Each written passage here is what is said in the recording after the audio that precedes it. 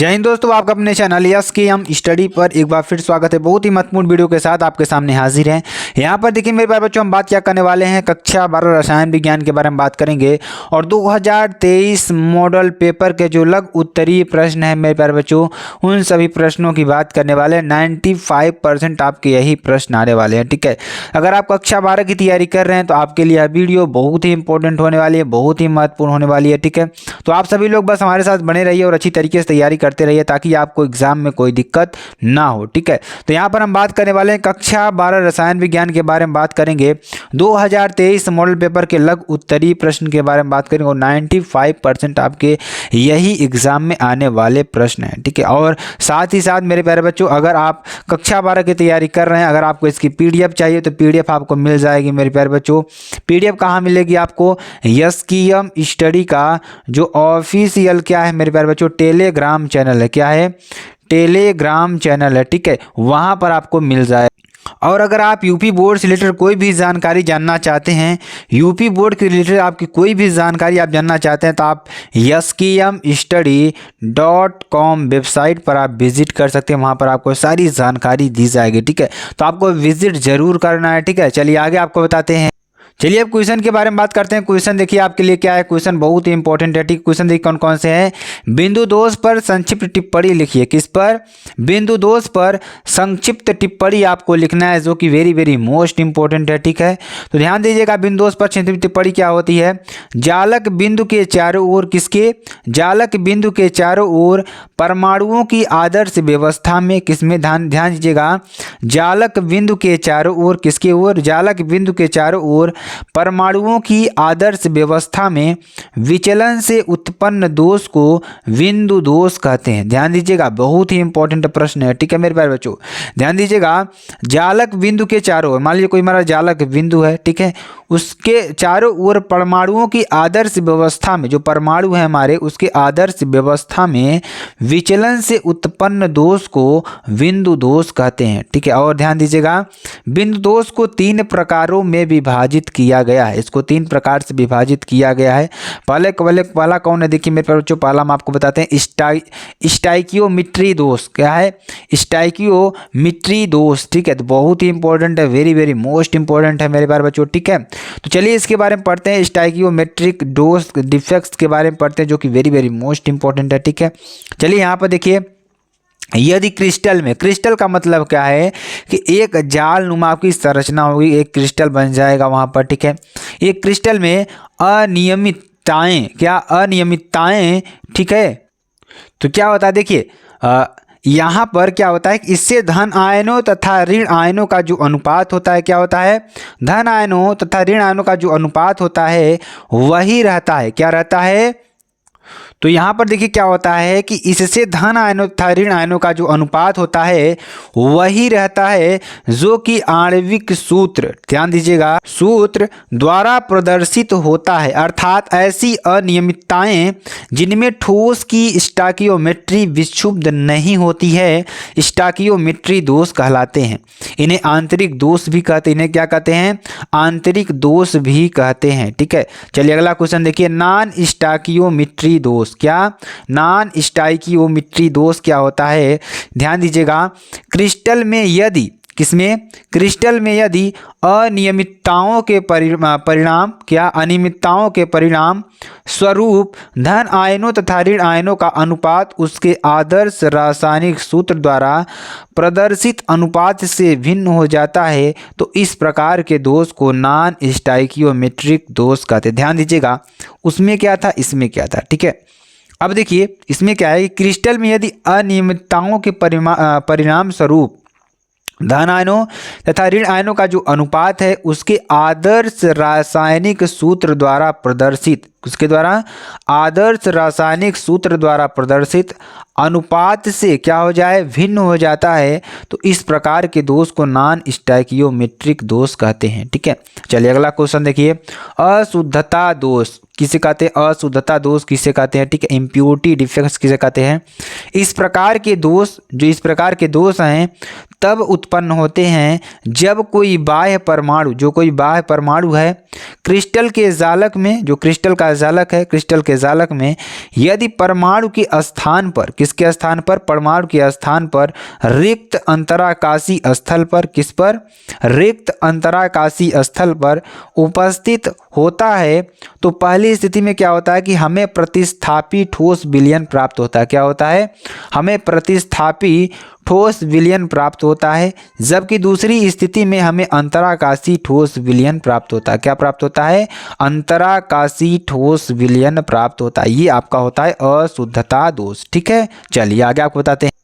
अगला देखिए, वैद्युत रासायनिक श्रेणी किसे कहते हैं, इसके प्रमुख लक्षण तथा दो प्रमुख उपयोग लिखिए। ठीक है, चलिए अब देखिए, ध्यान दीजिएगा, वैद्युत रासायनिक श्रेणी किसे कहते हैं, इसके प्रमुख लक्षण तथा दो प्रमुख लक्षण क्या हैं तथा दो प्रमुख उपयोग आपको बताना है। ठीक है, ये आपके लिए इसके प्रमुख दो लक्षण आपको बताने हैं। ठीक है, चलिए आगे हम आपको बताते हैं। यहाँ पर देखिए, वैद्युत रासायनिक श्रेणी किसे कहते हैं। ठीक है, वैद्युत रासायनिक श्रेणी किसे कहते हैं, विभिन्न धातुओं तथा अधातुओं के मानक इलेक्ट्रोड विभवों, ध्यान दीजिएगा, विभिन्न धातुओं तथा अधातुओं के मानक इलेक्ट्रोड विभवों को बढ़ाते हुए, क्या करते हुए, विभिन्न धातुओं तथा अधातुओं के मानक इलेक्ट्रोड विभवों को बढ़ाते हुए या बढ़ते हुए क्रम में रखने पर जो श्रेणी प्राप्त होती है उसे वैद्युत रासायनिक श्रेणी कहते हैं। क्या कहते हैं?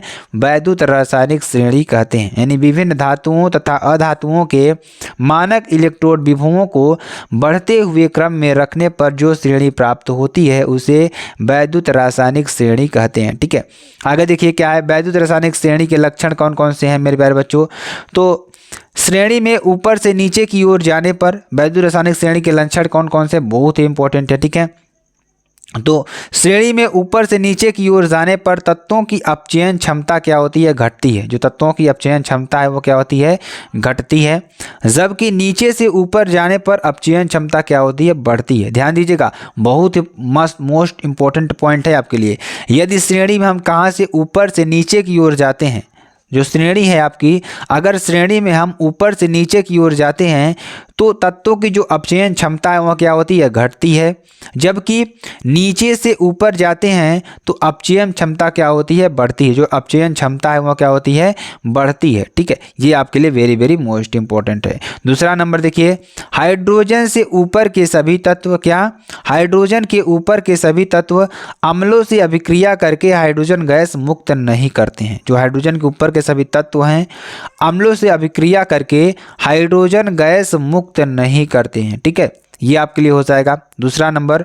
तीसरा नंबर देखिए क्या है, हाइड्रोजन से ऊपर के सभी तत्व, जो हाइड्रोजन के ऊपर के सभी तत्व हैं वो जल या भाप के साथ क्रिया करके H2 गैस देते हैं। क्या देते हैं, H2 गैस देते हैं। ठीक है, ये आपके लिए वेरी वेरी मोस्ट इंपॉर्टेंट हो जाएगा। ठीक है, चलिए, जिस तत्व का अपचयन विभव, जिस तत्व का अपचयन विभव जितना कम होता है वह उतना ही प्रबल आक्सीकारक होता है। क्या होता है, प्रबल आक्सीकारक होता है। ठीक है, यानी कि जिस तत्व का अपचयन विभव जितना कम होता है वह उतना ही प्रबल आक्सीकारक होता है। ठीक है, तीसरे नंबर, चौथे, पांचवें नंबर की बात करेंगे तो जिस तत्व का अपचयन विभव जितना कम होता है, मान लीजिए जो हमारा तत्व है, जिस तत्व का अपचयन विभव जितना कम होता है वह उतना ही क्या होता है, प्रबल होता है। क्या होता है, प्रबल होता है। चलिए आगे आपको बताते हैं।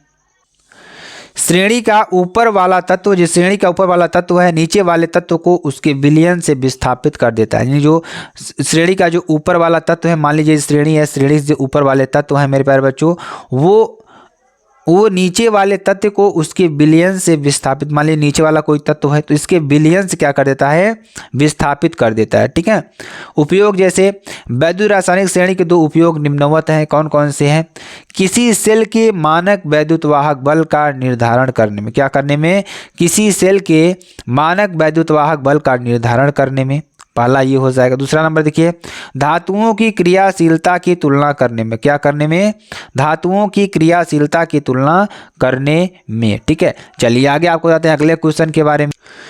क्वेश्चन देखिए क्या है, एनिलीन को क्लोरोबेंजीन द्वारा कैसे प्राप्त कीजिएगा। जो एनिलीन है, एनिलीन को क्लोरोबेंजीन द्वारा कैसे प्राप्त करेंगे। ठीक है, तो क्लोरोबेंजीन को जब क्यूप्रस ऑक्साइड Cu2O किसके साथ, क्लोरोबेंजीन को जब क्यूप्रस ऑक्साइड Cu2O की उपस्थिति में 200 डिग्री सेंटीग्रेड ताप तथा 60 वायुमंडलीय दाब पर जलीय अमोनिया के साथ गर्म किया जाता है तो एसिलीन बनाता है। क्या बनाता है, एनिलीन, एसिलीन नहीं यहाँ पर। अब देखिए एनिलीन को क्लोरोबेंजीन द्वारा, देखिए यहाँ पे क्या बनेगा, एनिलीन। ठीक है, तो एनिलीन प्राप्त होती है, कैसे प्राप्त होगी, जब हम क्लोरोबेंजीन को जब क्यूप्रस ऑक्साइड किसके साथ, क्यूप्रस ऑक्साइड Cu2O की उपस्थिति में 200 डिग्री सेंटीग्रेड ताप तथा 60 वायुमंडलीय दाब पर जलीय अमोनिया के साथ गर्म किया जाता है तो एनेलीन प्राप्त होती है। क्या प्राप्त होती है, एनेलीन प्राप्त होती है। यहाँ पे ध्यान दीजिएगा, 2C6H5Cl, क्या 2C6H5Cl plus 2NH3 plus Cu2O के साथ जब आप क्रिया कराएंगे 200 डिग्री सेंटीग्रेड और 600 ATM पर, तो बनेगा क्या हमारा, क्या बनेगा मेरे प्यारे बच्चों, C6H5NH2 plus Cu2Cl2 plus H2O आपको बनेगा। ठीक है, ये बहुत ही इंपॉर्टेंट अभिक्रिया आपके लिए। अगला क्वेश्चन देखिए, अगला क्वेश्चन क्या है मेरे प्यारे बच्चों। और आपको देखिए, अगर आप यूपी बोर्ड की तैयारी कर रहे हैं तो आपके लिए देखिए जो इंपॉर्टेंट वीडियोस हैं हम उसको आपको प्रोवाइड करने का प्रयास कर रहे हैं मेरे प्यारे बच्चों। आपको लगातार पढ़ते रहने की ज़रूरत है ताकि आपको एग्जाम में कोई दिक्कत ना हो। ठीक है, इसलिए हम लगातार आपको पढ़ाई करवा रहे हैं। ठीक है, प्रोपोनोइक अम्ल से एथिल अमीन बनाने की अभिक्रिया का नाम तथा संबंधित समीकरण लिखिए। किससे किससे, प्रोपोनोइक अम्ल से एथिल अमीन बनाने की जो अभिक्रिया का नाम तथा संबंधित समीकरण है उसको आपको लिखना है। ठीक है, तो पहला देखिए क्या है हमारा, स्मिट अभिक्रिया। क्या है, स्मिट अभिक्रिया। ठीक है, इससे क्या होता है, सांद्र सल्फ्यूरिक अम्ल की उपस्थिति में, किसकी उपस्थिति में, सांद्र सल्फ्यूरिक अम्ल की उपस्थिति में प्रोपोआनिक अम्ल की, किसकी, प्रोपोआनिक अम्ल की हाइड्रोजोइक अम्ल के साथ, किसके साथ, हाइड्रोजोइक अम्ल के साथ अभिक्रिया कराने पर एथिल अमीन बनती है। क्या बनती है, एथिल अमीन बनती है। ठीक है, तो यहाँ पे ध्यान दीजिएगा, C2H5COOH प्लस HNO3 जब प्रोपोनोइक अम्ल को किसके साथ, हाइड्रोजोइक अम्ल के साथ अभिक्रिया कराते हैं सांद्र H2SO4 की उपस्थिति में, तो बनेगा क्या हमारा, C2H5NH2 एथिल अमीन बनेगा प्लस CO2 प्लस N2 बनेगा। क्या बनेगा, C2H5NH2 जिसे आप क्या कहते हैं, एथिल अमीन बनेगा प्लस CO2 प्लस N2 आपका बनेगा। ठीक है, चलिए आगे आपको बताते हैं। अगला देखिए, एसिटल्डिहाइड के साथ अभिक्रिया, किसके साथ, एसिटल्डिहाइड के साथ अभिक्रिया, यानी एथिल अमीन को एल्डिहाइड के साथ अभिक्रिया करके क्या बनाते हैं, सिफ बेस बनाते हैं। क्या बनते हैं यहाँ पर, सिफ बेस बनाती है। यहाँ पे ध्यान दीजिएगा, सिफ क्षारक जिसे आप कहते हैं, जिसे आप क्या कहते हैं, एथिल अमीन भी कहते हैं। ध्यान दीजिएगा, CH3CHO प्लस C2H5NH2 जिसे आप क्या कहते हैं, एसिटल्डिहाइड कहते हैं। इसी क्रिया किसके साथ करते हैं, एथिल अमीन के साथ करते हैं, तो बनेगा क्या हमारा, CH3CH double bond NC2H5 plus H2O जिससे आप क्या कहते हैं, एथिलीडोन या एथिल अमीन या सिर्फ क्षारक भी इसे आप कहते हैं। ठीक है, चलिए अगला क्वेश्चन देखिए, नाइट्रस अम्ल के साथ अभिक्रिया, किसके साथ, नाइट्रस अम्ल के साथ अभिक्रिया।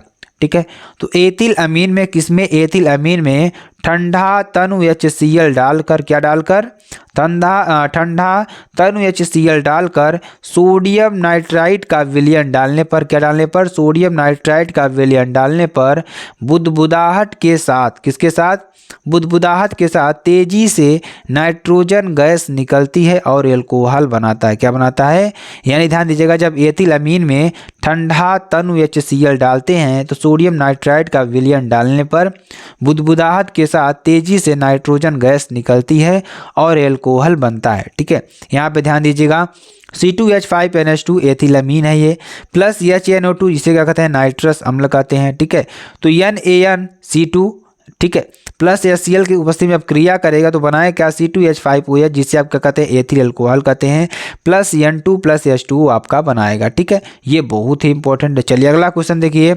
DNA यानी कि अंगुली छापन। ठीक है, DNA फिंगरप्रिंट के क्या है, इसके उपयोग आपको लिखना है, अनुप्रयोग क्या है इसके। ठीक है, तो डीएनए यानी कि अंगुली छापना, हम जानते हैं कि प्रत्येक जीव के अंगुली छाप जो फिंगरप्रिंट हैं अलग अलग होते हैं, ठीक है, होते हैं। ये अंगुली के शीर्ष पर होते हैं। क्या होते हैं? अंगुली के शीर्ष पर होते हैं।